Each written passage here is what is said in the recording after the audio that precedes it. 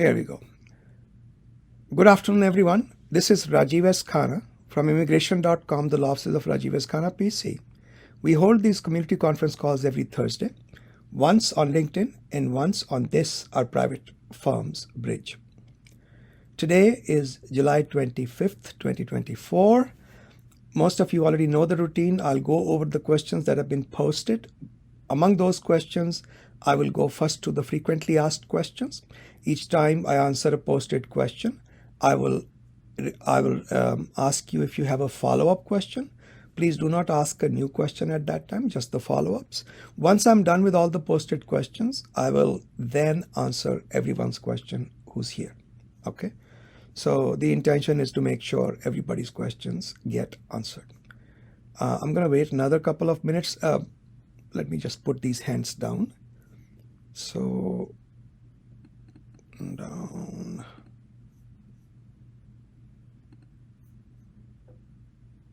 I'm trying to, oh boy.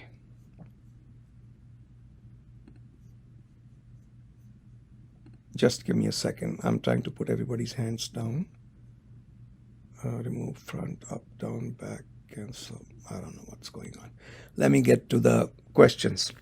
All right. So, oh boy, we are already, yeah, I'm going to lock the conference. Otherwise, I will not be able to answer everybody's questions. The conference is now locked. Okay. Because we have enough callers for me to be able to barely make it through the questions. The ones that have been posted, I'm first going to the frequently asked questions. I hope I have the right, maybe I don't have the right, this is October 5th, boy. I have the wrong questions open. Give me one moment. So today is July 25th. Here we go. We begin with the first question. This is a frequently asked question about naturalization. So I have recent extended absences over 6 months and less than 1 year. How does that impact my naturalization? So remember, in any 12-month period, if you have a continuous stay outside USA for less than 6 months, it usually is not a problem. Okay. On the other hand, if you have a stay outside the US for more than 6 months, less than 12 months, you will almost certainly have to explain the reasons as a part of your naturalization application. If your outside stay is 1 year or more, or is it more than 1 year? I think it's 1 year or more. Your green card is automatically canceled. And then it becomes quite a problem. And naturalization aside, you would have trouble keeping your green card. Okay. So the question here is, my father is a green card holder, 5 years and 3 months now. He spent 33 months in the US in the last 5 years. But then he was out for 9 months and 6 weeks and then 11 days. Yeah, it's the 9 months one that's going to be questioned. And I see the rest of your fact pattern. He does not own a house. That's normal. Continues to have access to that residence. And I think as long as you can explain the reason why he was gone for more than 6 months, you should be okay. And this has happened before. So for example, if he left and either it was COVID that hit him, or he couldn't travel back because of COVID, or some other reason, property, health, somebody else's health, as long as you can explain it, you should be okay. Press *5 if you have a follow-up question. No new questions, only follow-up questions. New questions will go to the end of the call after I've done answering all the posted questions. Okay, no new questions. Let's just go to... Now this is a very, very important part, which is H-1B grace period related issues. There's a whole bunch of them. I actually combined two postings. One was from Aditi and the other one was from AABB23. AABB23. So let's start with the first set of questions. H-1B status during the grace period, Canadian visitor visa, B1, B2 shift, and alternative suggestions. I am on H-1B grace period, 50 days left, 50. my question is, which of the following paths should I choose? I have a Canadian visitor visa, which is good for 6 months. Can I go to Canada if I don't get a job in the grace period? Sure. Why not? As long as you're not in the US, you can go anywhere you like. If I don't get an employer, should I shift to B1, B2? Absolutely. Please review both my posting on the blog on immigration.com as well as my article on Economic Times. So Google my name, Economic Times. You'll see two articles. One is on Economic Times, the other one is on my blog. If I don't get an okay, anything else you would like to suggest to keep my H1B active? So Aditi ji, what I did was I told people this. This is just common sense, not really legal advice. If you think it's going to be difficult to find a job for a long time, and you are okay going back to school and earning another degree, you should look at CPT as an option. But if not, and you think you're gonna get a job relatively quickly, I would go ahead and do the B1, B2 option. And people have been getting extensions to B1, B2. Actually, one of the young ladies I was talking to today, just before we started the conference, she just told us that she got a second extension on B1, B2. It's happening. I mean, it's not like they're not giving it. They are quite sympathetic to the fact that it's difficult to find jobs. Star 5. Actually, let me finish the others. Hold on. Let me finish the other set of questions from member AABB23. He says, he's talking about compelling circumstances EAD. So the reason I do not like compelling circumstances EAD, first of all, what the heck is a compelling circumstances EAD? If you go to immigration.com, in the search box type compelling circumstances, you will see a faceted search that shows we have this many entries in news, this many entries here, this many. Just look for the entries for compelling circumstances in my blog. I have written about this and I have explained it in a mind map which tells you exactly what compelling circumstances are. So somebody who has an I-140 approved but cannot get a job for whether it's health reason, family health reasons, economic reasons, whatever the reasons, there are some compelling circumstances. They can be given an employment authorization, but it's only good for 1 year and you can't travel. Okay. And if you want to convert back to H1B again, you have to go outside, get a visa stamp and come back. I'm not crazy about compelling circumstances, but for some people it might work. So current status, possible options. I have 2 approved I-140s, EB3, EB2, laid off, 60-day grace period. Compelling circumstances. How does it work? I just told you. What are the potential issues? I also told you. I own a home, have 2 children. You can try. My husband is currently unemployed on H4B status. I would be careful about making an economic case. Because if you start talking about, we can't support ourselves, I don't know how effective that argument is and whether it opens up new ways for the government to take adverse action against you. So I'd be careful with that argument if I were you. I'm still not very fond of this provision. We've done it many times. I don't like it, but in some circumstances, it's a good fit. Okay. B1, B2. What is the validity period for switching to B1, B2 until I secure employment? So you get 6 months and you can apply for another 6 months within the life of those 6 months. You can't travel outside because if you travel, then getting in is highly conjectural, back in. Career change. You want to become a movie director. Oh, how cool is that? How might this impact my immigration status? Oh, see, you can look at O1 MPTV, motion picture television. There are specific kind of O1s available. I don't know if you already have great accomplishments as a director or as an artist. You can certainly look into those. And there are some interesting ways to do that. Just look at whether you qualify. F1 visa and education pathway. Utilize CPT. If I pursue a second master's in AI, would I be eligible for CPT and OPT option? OPT, no, because you already did a master's. But CPT, yes. Can I switch back to an H1B if I find a job? Sure, absolutely. You can actually, if you switch back to H1B, you can still go to school part-time if you want. What is the most advisable option? I just mentioned that.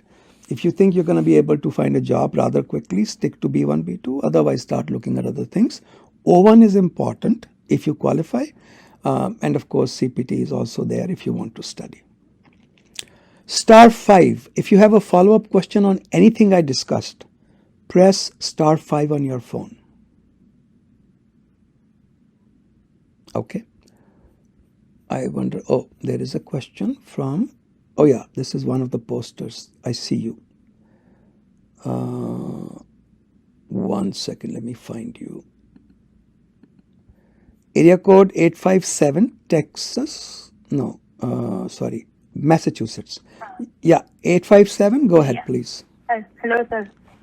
Yeah, hello. Good afternoon. जी बड़े होके क्या एक second बड़े होके क्या director बनोगे आप? No, that's not me. अच्छा, that's the other one. This is Aditi. Okay, that's the other one. That's not me. Yeah. ठीक. तो मैंने जो आपको क्वेश्चन पूछा था, out of which the second question is, I am actually on H1B. So after B1, B2, can I go back to my H1B? That's the major question. That's why I'm not switching. Absolutely, and that's why I said go look at my name, Rajiv S. Khanna, Economic Times. And I have written the whole details about how that is done. And it's in fact the recommended practice. Even USCIS is saying do that. So you can go from, you can easily go from B1, B2 to H1B. Okay. Thank you, sir. You're welcome. Let's see. That's all for me. You're welcome, ma'am. Bye-bye. Yeah, एक second. I need to take a throat lozenge. I'm losing my voice. Give me 1 second. For somebody who doesn't like to talk much, I end up talking all day. Okay, so, Arre Baba, what did I just do? All right, now, let's see, are there any other frequently asked questions? There are not. Okay, now we do the regular questions, and then we start the new questions. A regular question, which is question number 3, maintaining legal status in the US on STEM F1 visa with pending I-130. My spouse has applied for my I-130, okay. In this situation, once my OPT expires, will I be able to continue my stay? Yeah, see, you can't stay in the US just because your I-130 is pending. But you can stay in the US if your 485 is also filed, okay. Can you go back to school? Sure, you can. When the current OPT expires, you can go right back and roll your service over to a new course. But you can't stay just because your I-130 is pending. If I'm unable to secure a full-time job after graduation, what are the different options? So OPT is the first year OPT is very simple. First year OPT says, we don't care whether you work for yourself, you work for a company or an entity without getting paid. Even volunteer work is okay, as long as you work at least 20 hours each week in your field. So 20 hours, paid or unpaid, for yourself or some other company, doesn't matter. *5, if you have a follow-up question on this, press *5. All right. Question number 4, issues with, oh, there is a question. Guys, you got to be a little quick with this, okay? Area code 484. Let's see, where are you from? Pennsylvania. Pennsylvania, go ahead. Pennsylvania, go ahead. Hello? Yes. So actually, I'm on my F1 OPT. So I joined the consultancy and it is an unpaid job. So I got an RFC while applying for STEM OPT extension, and there were no pay stubs that were run by my consultancy. So how do I respond to the RFC which is given by USCIS? Okay, so were you volunteering during the time of your OPT, first year OPT? Actually, in my offer letter, it is clearly mentioned that I will be paid only if I find a client project. But I haven't found any project so far. So that is why Okay. I'm still under them, but So they so haven't paid me anything. I'm still that looking for a project. that appears to be almost certainly a violation of status, because it is not that the letter has that particular clause. You have to be working. You can't just be looking for a job. That's not work. Yes, but I've undergone through some courses when I was working with them, like in my training. Yeah, I mean, make sure that you are 100% meticulously honest. And I would also recommend get yourself a lawyer, because this could be more complicated than you think it is. Okay. Okay. Good luck. Okay, so thank you. You're welcome. Yeah, the problem is many of these companies are doing a lot of shady work, and just make sure that you're not caught into any of those cycles, because that could end up being a permanent bar from entering US. That would be horrible. Okay, so then next question, number 4. Yeah. Pending I-45 commuting from Canada on H-1B without AP. Okay, so you're commuting from Canada. I've applied for 45. Prior to that, I've got my AD, my I-1 pending, but staying in Canada since October 22. I've been commuting to USA on H-1B, never applied for AP. Now my date may become current again in next months. I'm planning to move back to USA for good in 2 months. Do you see any issues? Look, as long as you had an active H-1B, and you never had a gap in your H-1B even for 1 day, you should be okay. And you're working for the same company, because having H-1B or AP are two mutual options. You can have both or one, doesn't matter, as long as you're maintaining your H-1B status. So you should be okay. Just to be secure, talk to your lawyers, make sure they understand what you were doing. From what you have described to me, you sound okay. Star 5. If you have a follow-up question, press star 5. Question number 6. L1A to green card, timing for green card, impact of renewal timelines and including dependents. About L1A to renewal to green card. My Indian company started US operations as a new company in March 23, applied for my L1A, got my visa stamped in October 23, I got here in November 23. So, yeah, you came fairly quickly. Here are the questions. When can my US company start my green card process? At least 1 year tax history. You need at least 1 year's tax history, and the company should be making enough money to pay your wages. My L1A renewal is in September 24. If my company starts my green card immediately, will the renewal decision be impacted? Not at all.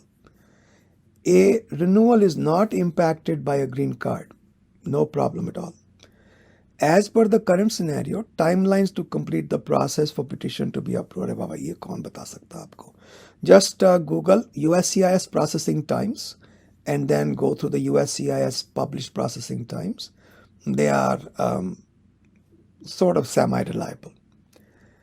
I read many places it takes 8 to 12 months for approval, 6 months more to get green card. I don't think so. I think these timelines are highly unpredictable, and especially if they channel you to a local interview, that could add easily 1.5 to even 2 years to your process. My wife is currently in India and not on any dependent visa. So the fact that you are married, she becomes automatically included. But she has to be in the US to file 485, and your priority date has to be current.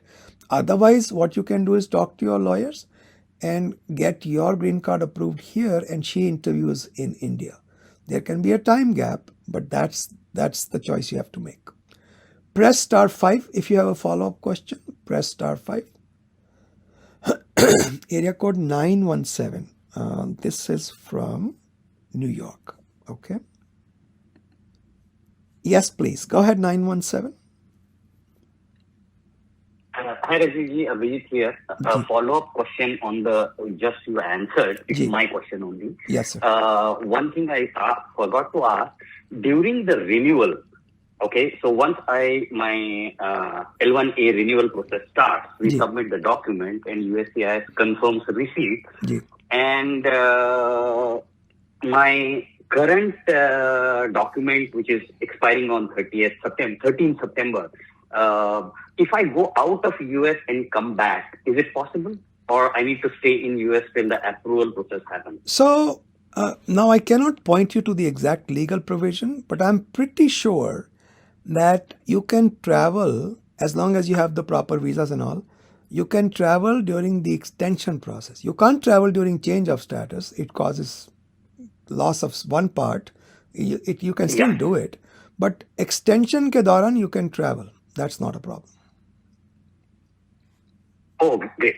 Okay. Yeah, that was only the question. That okay, No if problem. between the deadline, the time I submit the application and it takes X days, maybe months to get the approval, Yeah, no problem. will my status be still the same? No, yeah, you can only travel if your current status is still valid and your visa is still valid.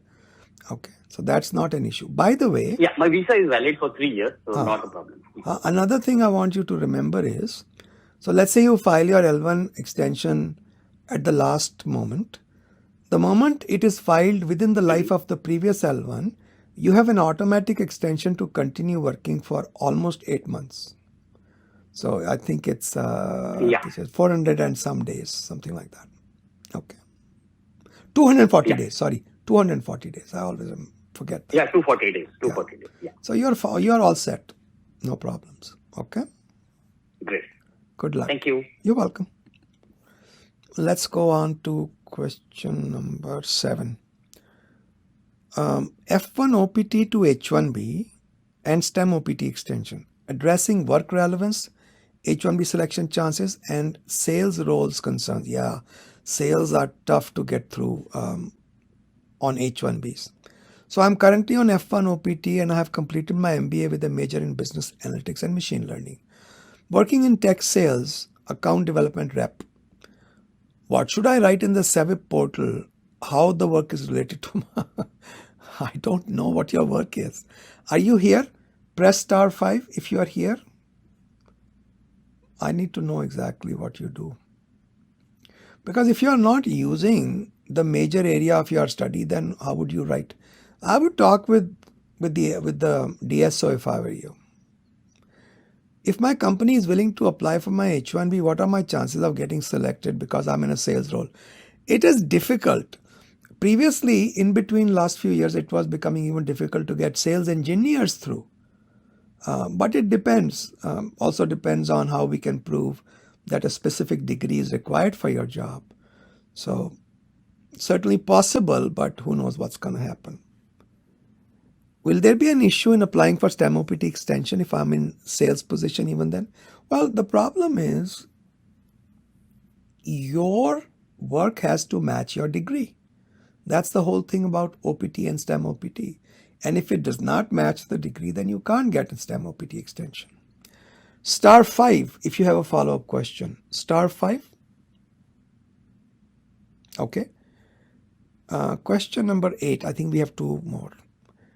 Pursuing MS or PhD part-time on H1B. Yeah, absolutely. You can. People do it all the time.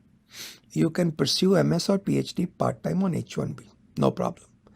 *5 if you have a follow-up question, press *5.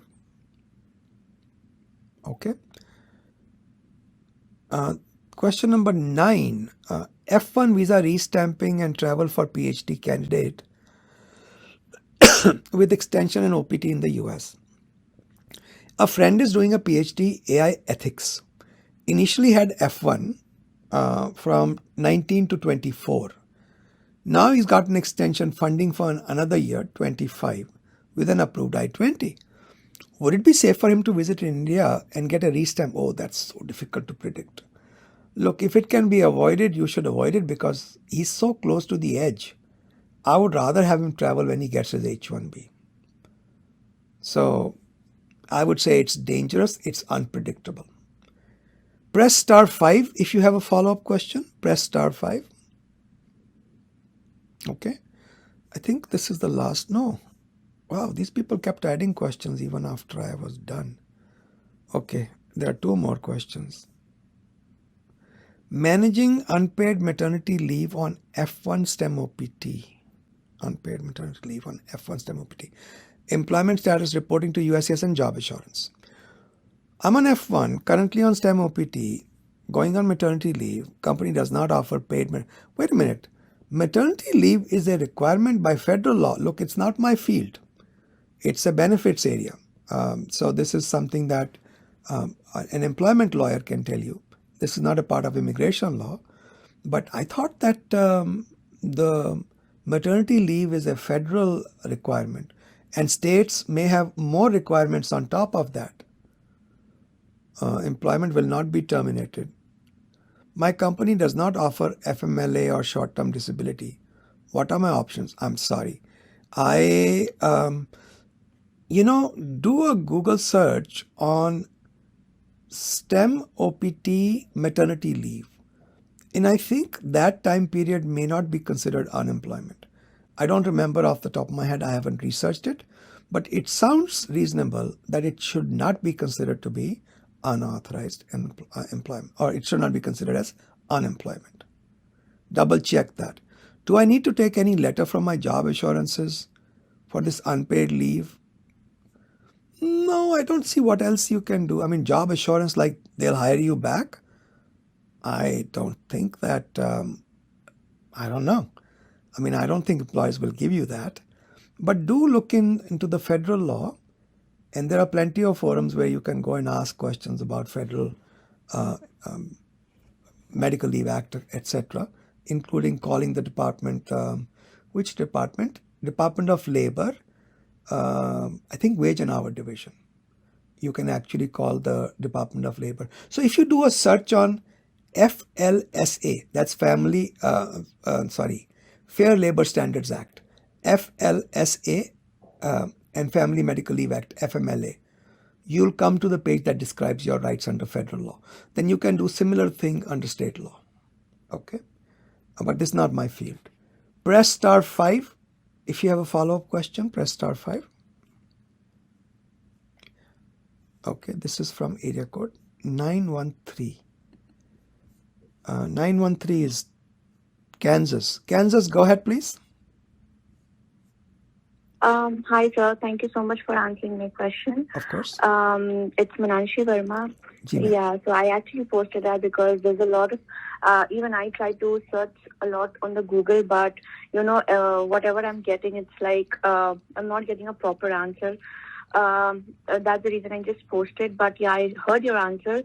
It's just that if you can just give me a little bit more insight, like, the only thing is I work for a contracting company, and that's the reason they don't have paid maternity leave. And I'm very close to my due date. So that's the reason I just want to figure out the best possible solution for me. And so my client and my company, they just said that, okay, it's fine, you go for a leave, but during that time, you just have to enter like 0 hour in the timesheet. So when I just Google, I just wanted to make sure that I am not considered unemployment. Do this. Just search in the .gov domain. Don't look anywhere else. So you know how to search. Yeah, you know how to search .gov domain, right? So you go Family Medical Leave Act space site : .gov. Okay. So when you do a search restricted to .gov, Department of Labor puts out a lot of information on these issues. And they will also have a contact number. You can call their number also. Okay, we can call that number, Yep, right? Okay. absolutely. .gov. Okay, yeah. That's the only thing. And yeah, thank you so much for You're helping welcome. me out on this. You're welcome. And congratulations and best of luck. Yeah, thank you. Thank you so much, sir. Ji. Thank you. Bye, ma'am. Okay, so this is the last question, posted question. H-1B visa stamping after CPT and change of status. Required documents. So H-1B stamping after CPT. Required documents and traveling. I was on CPT, not day 1 CPT, and was in the process of changing my H1, changing to H1. If my COS is successful and I later travel back, yeah, that should be okay. Could you let me know what document should I carry? Just carry documents showing that you were attending classes. All that you are carrying, employment verification, LCA, all that is okay. But just make sure that you carry evidence that you were attending classes. Okay? So whatever that is, whether it's a letter from the school or whatever you can carry. I'm not sure what would be involved, but just carry that also. Press star 5 if you have a follow-up question. Press star 5. Okay. Anyone who has any question, press star 5. Anyone, any question, press star 5. 4 people have their hands up. 5 people have their hands up. Okay. 5, though I can do in my sleep. No problem at all. All right. So we are going to go in the order that you folks logged in. So first one is 201 from New Jersey. Let me unmute you 1 second. I'll have to find you first. Here is the queue 201. So 201 select. I should be able to hear you, New Jersey 201. Go ahead, please. Hello, sir. Hello, Hello, sir. sir. Hello, sir. Quick question on my wife is on F1 day 1 CPT work authorization. She recently joined the university. Ji. The question is if she gets an H4 EAD and so she then drops out of before completing the day 1 CPT course. Are there any negative consequences of that, say in future when she applies for H1B or I don't think green so. card process? I don't think so. I don't think so. So that is, we can justify that, wouldn't we be looked at like we are only in the US and that's why you did the extension of your F1 or even CPT and then you just switched? Look, obviously, if the law allows me to do it, I want work authorization and I am trying to enhance my career. But if I get a job is more important than going to school at that time. So that's what I'm doing. I mean, I believe in Satyameva Jayate, just tell the truth and you'll be all right. Okay. All right. Thanks. Good luck. Next one is area code 3099. Sorry. Hold on 1 second. Let me just make sure I get this right. 857. Okay. 857. Let me grab 857. Select. 857. Massachusetts. 857. Go ahead, please. 857. Yes. Hi, sir. It's Puneet here. Ji, Puneet ji. Yes. So my question is, I am on an H-1B visa, and my renewal is coming up next year. My fiance is in India, and we are trying to move her from India to the United States. Okay. My green card is still not in the process.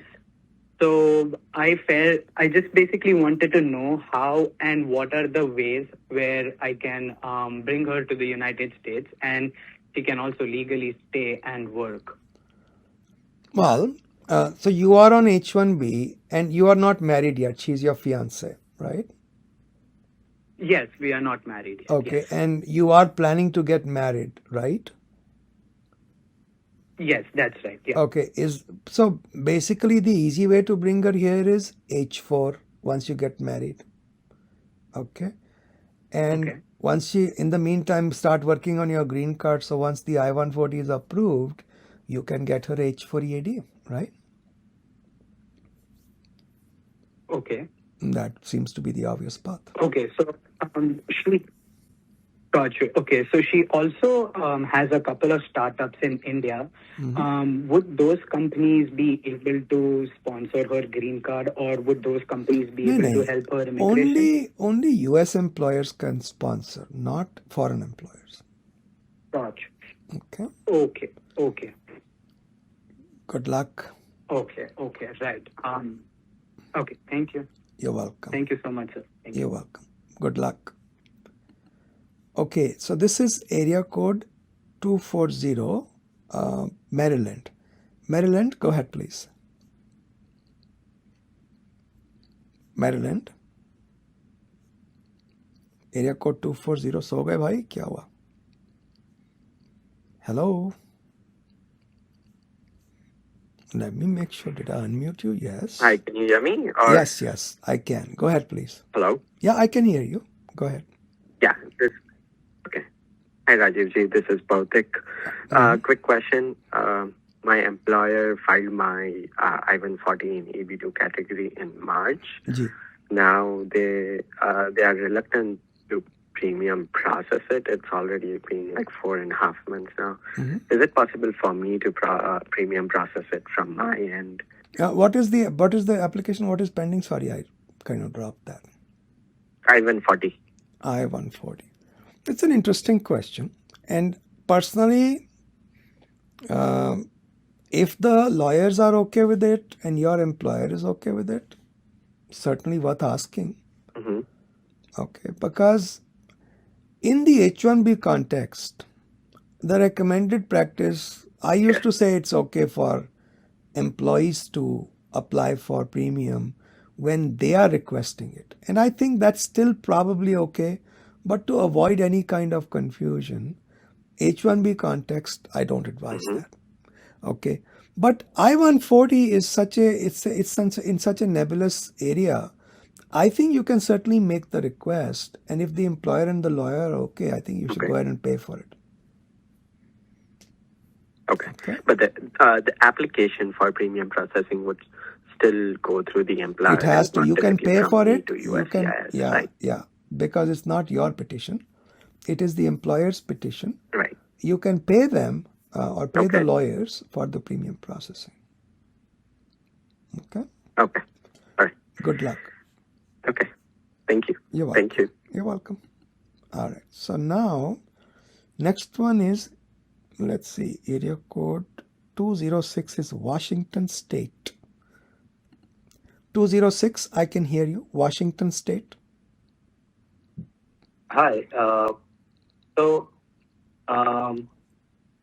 I was on F1 OPT and I got a cap lapse extension based on H1B lottery pickup and the subsequent application of petition. So the company filed in June and I was able to get cap lapse extension. But 2 days ago, the company, my manager, they put me on PIP for 60 days. Yeah. So there is a risk of. So in that case, I was trying to understand that if my H1B petition is approved, will it be transferable to another employee? Yeah, this is in our frequently asked questions. If you go to immigration.com, read up on the frequently asked questions. There is a lot of gray surrounding this particular area of the law. So I have told people my ideal or my preferred option is that your H-1B is approved and you actually work for the employer for at least a couple of pay periods and then you transfer. So this will all happen after October 1st, right? So that is my first preference. My second preference, if I don't have a choice, I would say let my H-1B get approved and please don't revoke it until after October 1st. And after October 1st, I also apply for a transfer. That should work. Okay. And the third and the least favorite option I have is that obviously if they revoke it, the third option is that they don't revoke it until after October 1st, but I get the transfer done before October 1st. So all three are possible. I'll summarize. Best one is you actually work for the employer for a couple of pay periods, then transfer. That's the first and the best option in my mind. Second option is they don't revoke it and you transfer after October 1st. And the third one is that they don't revoke it and you transfer before October 1st. Okay? Okay, so all these three are possible. I mean, I know that the first is possible. The second, we have done it, and I think it should be possible. The third one also we have done, but it leaves me nervous because it's a matter of policy that has never been enunciated by the government. So we are kind of struggling in the dark on that one. Okay? Got it. Good luck. Thank you, Rajiv. You're welcome. Take care. Bye. Yeah, man, this is a tough time trying to find a job and trying to deal with all this nonsense. Chiare. Illinois area code 319. Illinois, go ahead, please. Did I lose you? Oh, no, sorry, 309. Hold on, let me. Illinois, you had your hand up and then it went down for some reason. Can you press *5 again, Illinois? Yeah, I'll let you up. Okay, 1 second. Show queue and select 309. Illinois, go ahead, I can hear you. After that, we have just one more question. Go ahead, Illinois. Yeah. Namaste, Rajivji. Namaste, sir. Yeah, you can hear me now? I can. Yeah. So I have a question that is similar to the previous one. Gee. So I graduated in December and currently in OPT. And currently I'm doing a contract with consultancy for one client. Who they have filed for my in June, in the very last week of the June. Gee. And but just yesterday I got a full-time offer from another company. So what are my options? The thing is that they want me to. वही जो मैं आपको बता रहा था ना, वही options. Ideally, work for the company for a couple of pay periods after October 1st, then transfer. If that is not possible, tell them not to revoke until after October 1st and transfer your case after October 1st. And if that is not possible, tell them not to revoke until after October 1st and transfer before October 1st. But they want me to join immediately, actually. So should I go for the premium by paying it myself or? They as in the new company? New company, yeah. They want me to join immediately, actually. But they have a. If your employer revokes your H-1B, you are gone. Okay. So if your employer who got you the H-1B lottery, if they revoke your H-1B before October 1st, absolutely the government will consider that to be over. Okay. You can't. Yeah, I got another suggestion from the people. They said that it considers the contract to hire option from the new company and work for the job for a company. You might end up, because if you are going to work from a location other than the one that is there in the H-1B paperwork, you'll have to file an amendment before you can join. Okay. So, but now I can convert my full-time offer as a second client and amendment to it already processing H-1B, right? Or should it be approved? That's complicated. I would not like to fool with a lottery case. But I have done amendments while the first amendment was still, or first extension was still pending. I would not like to fool around with a lottery case though. Okay. So you want me to wait until at least it is processed, approved? Approved, and the employer says I won't revoke it until after October 1st. Yeah, I understand. Also, you said that I need to amend the location, right? I mean, is it the working location that you're saying, or the H-1B always follows where you sit down. Wherever you sit down to work. So if your job is in Texas but you are working from Pennsylvania, we process the H-1B for Pennsylvania, not for Texas. So wherever you are located. So correct the process from the location of New Jersey, and I got this full-time offer from Texas. Okay, then you have to do an amendment. Okay. Yeah, got it. All right. Good luck. All right. Bye-bye. Thank you. You're welcome.